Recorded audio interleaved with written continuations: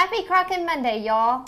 With it being October, we're slowly getting into fall here in Texas. The weather is still a little warm, but we can't wait on the weather here, so we are jumping right into soup menus. And like I said the other day on the Facebook page, my husband got in the kitchen and made us some chicken and dumplings. He's really been redeeming himself lately, and he actually made up this recipe all on his own, so we're going to call it Stanton's Gumbo. He had a work meeting, and he likes to feed people when they come to the meeting, and he was in the kitchen one night just dicing and slicing and chopping, and I asked him what he was doing, and he said he was making them some okra gumbo. So I have tweaked it just a little bit, but other than that, this is his recipe. So I guess he really likes okra. Yes, he loves okra gumbo. It's just a recipe his family's always made, so it's kind of just a comfort food for him. But also, he's turned it crockin', so it was perfect. A good deal. This was the main change I made to it. When he got finished cooking, he noticed that he was having to add a lot of seasonings. And so he didn't want to have to do that in the end, so he said, I'd like to have something with a little more flavor. So what I did was chop up a bell pepper, half an onion, a stalk or two of celery. I put some garlic, salt, and pepper in there, and I just sauteed that for a few minutes. Which is actually, called the Holy Trinity for Cajun food. Right. It just packs a lot of flavor in, and cooking that for just a few minutes really locks in the flavor. This is one onion, and it's cut into big chunks. So we have onion in here, and we're adding more onion. Right. I just like the big chunks for just the stew feel. This is about 6 to 8 Roma tomatoes, and they're also chopped pretty thick. If you need to cut some corners here and use canned, that's fine. Just get 1 to 2 cans. It doesn't have to be exact. This is about 8 tomatoes chopped up. And that juice will cook down and give you quite a bit of juice. And then potatoes. This is about 6 potatoes, and they're just peeled, chopped really coarse, and you're going to dump those in too. Yes, so all of our vegetables are really big and chunky, and the reason for that is with slow cooking, your veggies, especially fresh veggies, tend to cook down. So you want them in big chunks. Don't think that these potatoes aren't going to get done after 8 hours, because they definitely and you don't will. want it to be mush. That's right. I'm going to pour some water in just for the first period of cooking, and just to give it a little more liquid to help it cook down. And you're just going to stir this up, and then Nicole's going to add our seasonings. Put in about 2 or 3 chicken bouillon cubes. Perfect. Some garlic salt and onion powder. And none of these have an exact amount. We just put it into our taste. If you want it a little more flavorful, then shake away and add it. With slow cooking, you're not going to get too much.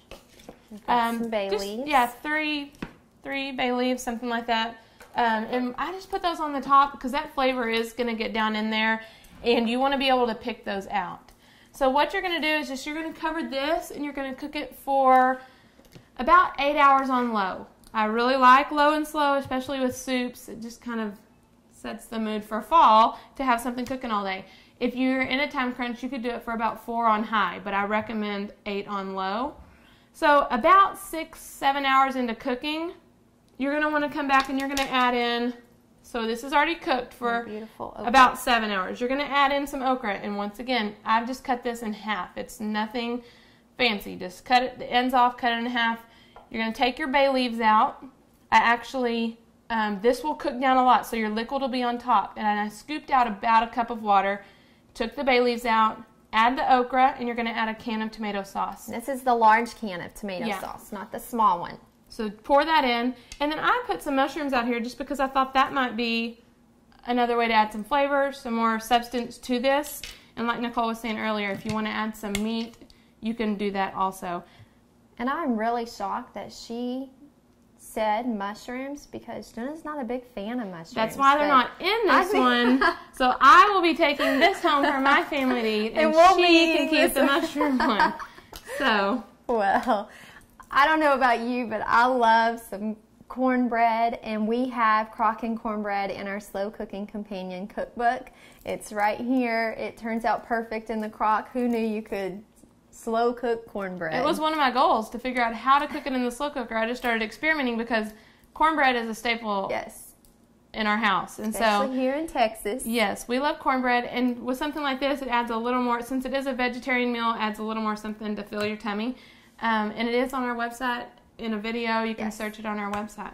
And with this being a vegetarian meal, you know, if you're a meat and potato kind of gal, kind of guy, feel free to add some meat in there. Shredded chicken, Stew meat. beef, turkey, whatever suits you. And if you will notice, we are crocking with our faithful GE today.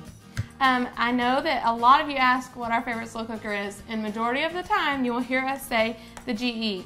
We love it for desserts. We love it for everything really, but desserts it's nice because it's non-stick. And we do have a couple other favorites that we like, but this is a top runner, especially with Nicole.